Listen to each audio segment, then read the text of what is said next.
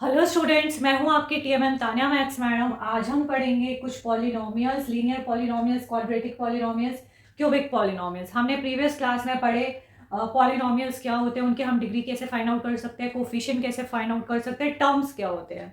सो आप इसे देखने से पहले प्रीवियस की क्लासेस जरूर देखना। सो लीनियर पॉलिनोमियल क्या होते हैं? Polynomial of degree 1 is called linear polynomial.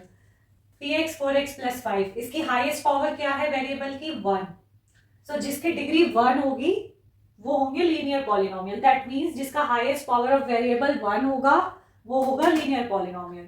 Quadratic क्या होगा? Degree 2। A polynomial of degree 2 is known as quadratic polynomial. यहाँ पे x की पावर क्या है? हाईएस्ट 2 है। Highest power of variable is 2, known as quadratic polynomial. Cubic polynomial, the highest power of the variable in a polynomial is 3, known as cubic polynomial. A polynomial of degree 3 is known as cubic polynomial. कोई हमारे पास polynomial है, polynomial having degree n. n is a whole number. n जो है whole number है, तो maximum term क्या होंगी polynomial की? Maximum term of polynomial is n+1। For example n है 3, मैक्सिमम टर्म पॉलिनोमियल की कितनी होंगी?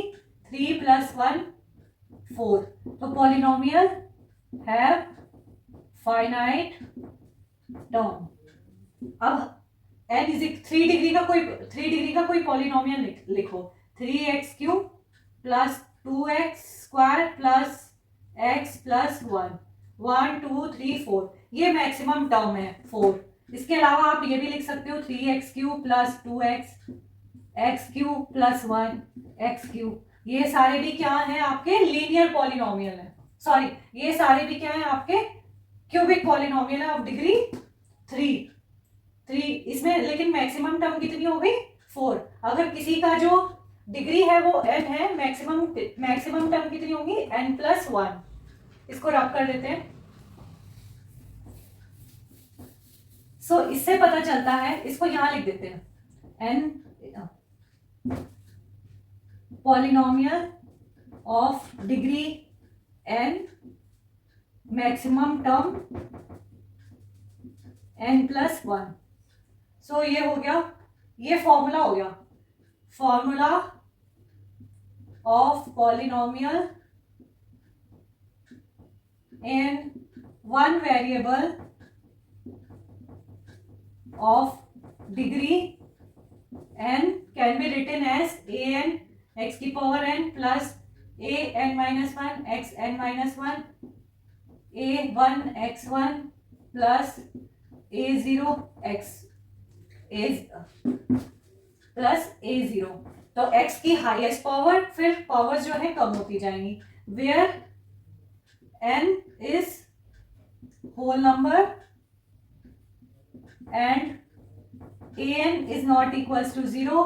अगर ये 0 हो जाएगा तो ये 0 हो जाएगा, तो फिर वो डिग्री n नहीं रहेगा। तो an should not be 0 and a0 a1 an are constants.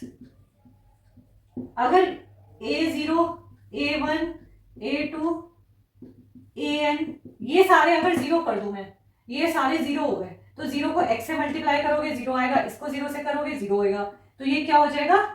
0 polynomial. If is equals to 0, तो ये हो गया 0 पॉलिनोमियल। तो समझ में आया? Linear polynomial degree 1, quadratic degree 2, cubic degree 3। और अगर किसी की पॉलिनोमियल की डिग्री n है तो उसमें कितने टर्म होंगे? Maximum n+1। पॉलिनोमियल के फाइनाइट टर्म होते हैं, इससे हमें पता चलता है। मैक्सिमम होते हैं डिग्री +1। सो अगर कोई पॉलिनोमियल है डिग्री n का, so formula of polynomial in one variable of degree n can be written as an x⁴n plus an-1 x⁴n-1 plus dash this.